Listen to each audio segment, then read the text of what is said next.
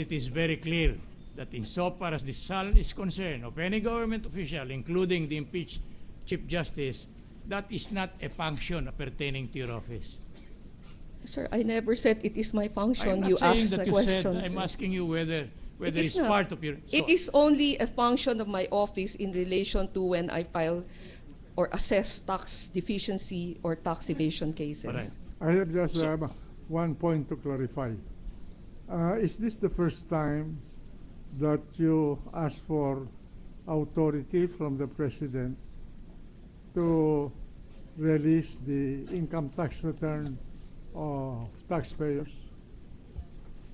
Yes, sir, because this is the first time I've ever been asked to, I've been subpoenaed to do so. You do not know whether this kind of authorization which is lodged on the President is covered by authority of the President, authority of the Executive Secretary.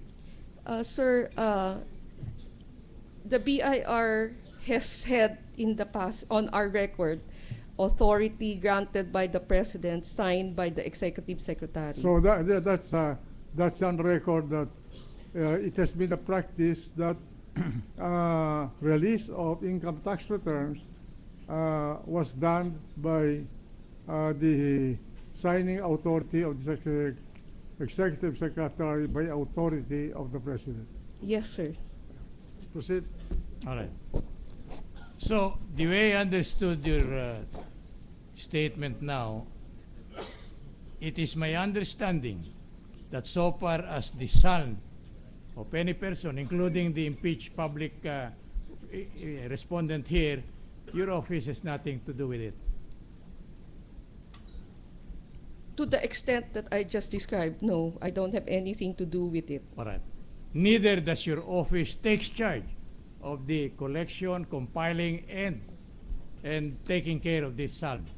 It is Only- entirely foreign to your function as a Bureau of Internal Revenue Commissioner. Only for our own employees, we collate and keep record of our SAL-N. How about other government officials? I'm not asking you about your employees. Other government officials. No, it is filed not with us. See. With the ombudsman. But it is filed with their respective offices to whichever they belong. Yes, That's sir. not right? Yes, sir. So much so that if you have no case involving it, you'll not come to know whether it was filed, whether the entries therein appearing are correct, authentic, and believable. Yes, sir. All Yes, right? sir. All right. I think that will be all in the meanwhile, Your Honor, with the witness. I will ask permission to be allowed to continue my cross-examination because I have to deal with a lot of other documents, Your Honor. All right. The manifestation of the counsel for the defense is noted and recorded. The gentleman from Sorsogon, after that, the gentleman from Pampanga. Just a few questions, Mr. President. First question is really to enrich jurisprudence on this matter. Madam Commissioner, how would you define an assessment? Ano po ba ibig sabihin ng assessment? When somebody filed, an assessment is a letter written by the Bureau of Internal Revenue to a taxpayer telling them that either they have not paid the taxes and therefore this is their tax liability, or what they have filed is deficient and therefore there are more taxes that they have to pay. Sinulatan niyo na ho ba ng assessment si Chief Justice Corona, yung kanyang asawa o kanyang mga anak? Hindi pa ho.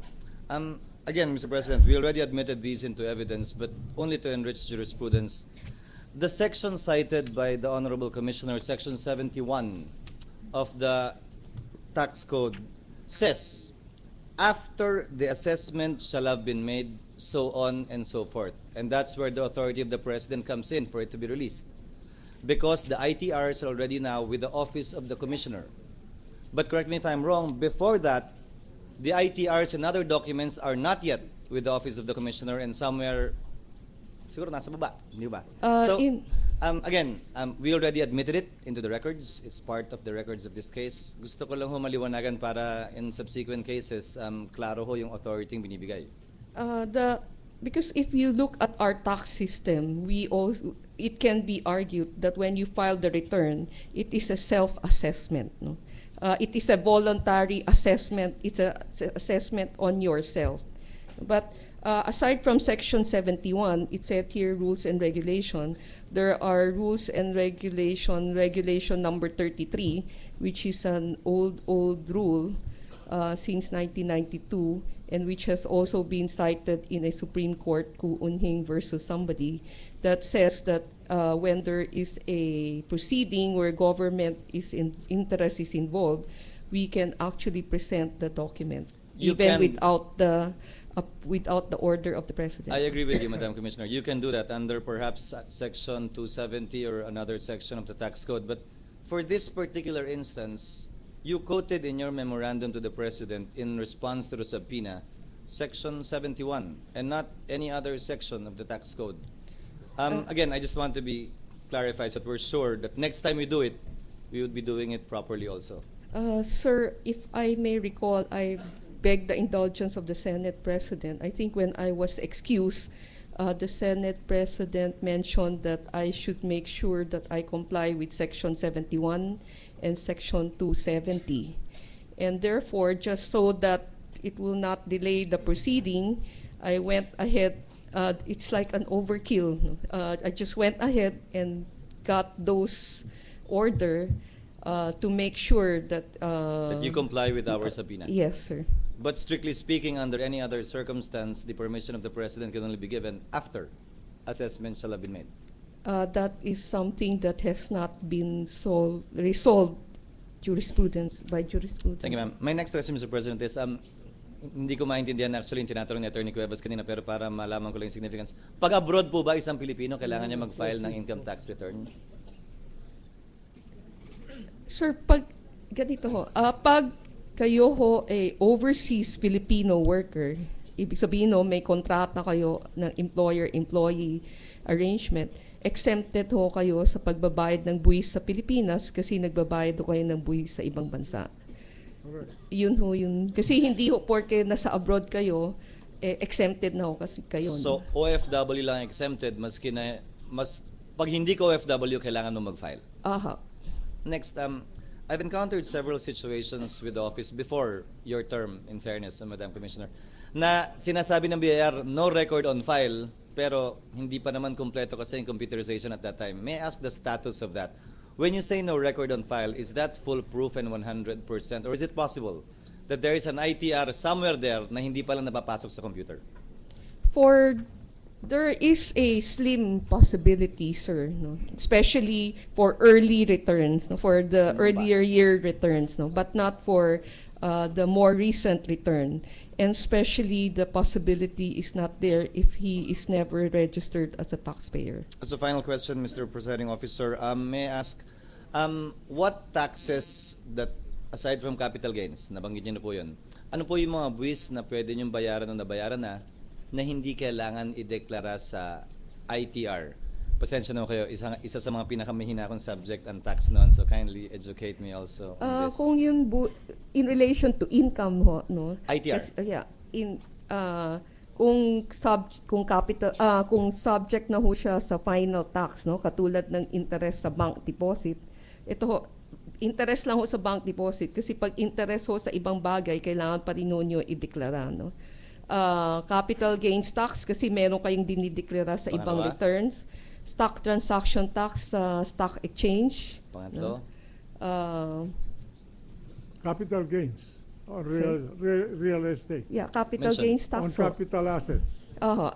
Nakadeklara yan ho sa another returns, no? So basically ho, those are the So itong tatlong to, pag kumita ka doon, hindi mo kailangan ideklara sa ITR mo dahil may ibang form na sinasubmit sa BIR para doon. yun hong withholding sa interest on bank deposit, dapat ang bangko meron hong pinapadala ho sa amin. Parang hong alpha list rin ho yun. At sa kaso naman ng shares of stock, yung stock exchange o yung broker. Yung sa stock exchange, iniimbestigahan namin ho yun in regular interval ho. Thank you, Mr. President. Thank you, Madam Commissioner. The gentleman from Pampanga. Thank you very much, Mr. President. Just a few questions sa ating commissioner. Magandang hapon. Magandang hapon ho. Nung isang araw, nabanggit po nyo, Commissioner Henares, na Biyernes lamang ninyo nabuo yung mga dokumento para yung mga dokumento o tax records ng mag-asawang Corona at yung mga anak. Tama po ba yun? Actually, it went all the way to Monday, no? Hanggang Lunes. In other words, fairly recent. Bago nun, hindi nyo pa nabuo itong mga tax records na ito. Hindi Yes. pa ho. Tinatanong ko yun dahil gusto ko ring dagdagan yung unang punto na nabanggit ni Senator Escudero. Merong A-list. Posible ba na yung nasa A-list ay mag-file ng separate income tax return na hindi ninyo o wala sa record ninyo o hindi napaabot sa Office of the Commissioner? Kaya ho, kung makikita niyo ho yung certification namin, wala ho siyang return, no? Kaya we have to go to a more deeper step because we know he's employed, so how can he have no return? So we went to the next step of getting the alpha list, no? Yes. So that's how the process went. Yes. So, nakita natin meron siyang pangalan dun sa alpha list from 2007 up to 2011. Tama po? 2006 to 2010. Yes.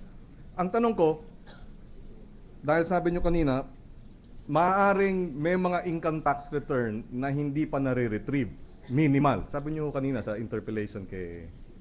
Hindi, tanong ho niya kung may possibility ba Yes. ho na hindi ho kami nakakuha nun income tax return. That's right. No? And sabi nyo, minimal. Yes, sir. Minimum. So is it possible na merong income tax returns ang mag-asawang Corona na hindi ninyo nalikom at maaring narariyam pa?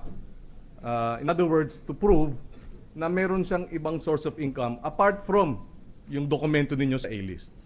As far as we are concerned, we check everywhere, no? So, of course, it's a possibility. Nobody can foreclose that, no? But upon due diligent search, no, we did not really get any ITR. Hence, we went one step further because we cannot believe that there's no income tax return. No? Yes. Because we know that he's employed, no? So we really double check, and then since there's none, we went and looked for the alpha list. Otherwise, we would not have gone to look for the alpha list. So apart from the alpha list, wala nang ibang record kayong na-secure na merong ibang tax records ang nasasakdal?